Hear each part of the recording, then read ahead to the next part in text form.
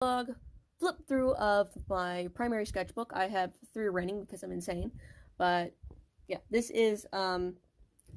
are studies of my character Robin from a story called Westward that I'm working on. She does not look quite like this. I've changed her hair and I've decided on a very solid aesthetic for what she's going for, but these were really good studies of her for her style for a certain time, and I am proud of them. But they're not what she looks like anymore. This was an experiment using alcohol markers to create the base of the body and then going over it with my acrylic direct ink markers from Ohuhu. This is the style I use a lot now. This is my style. I do an alcohol base and then do the acrylic markers over, and it feels really natural for me and how I think. So that's great. This is a thing I made for my niece that it came out so well, I decided to just put it in my sketchbook.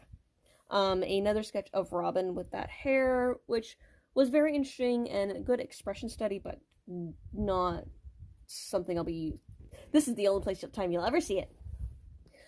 This is one of my most serious studies of the whole alcohol markers with acrylic over them. I think it came out great. They're not super consistent in face structure. These 3 are the same character. You can't tell, but they do look nice. And this one came out amazing. I'm super proud of this one. Then we go to this. This is designing for my niece. She's super into Scooby-Doo right now, like super, and her mom was like, I'd love to come up with like outfits and stuff to make for her, and so I doodled some ideas based on dresses she's made previously for my niece, and these were the ones, these 2 were the ones we liked. She ended up making a completely different outfit, Scooby-Doo one, but we like that. She may come back and do that one. And she's made her a Daphne dress too, because she's decided she's Daphne. My niece is adorable. She's so cute. But yeah, see, that was all stat. These are color studies. I did this a lot. There will be just whole pages of like dots of color for me figuring out color palettes.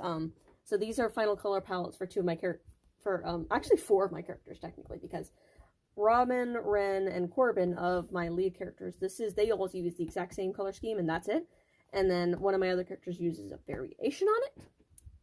But so these are other characters where I was experimenting with those colors and seeing how it works.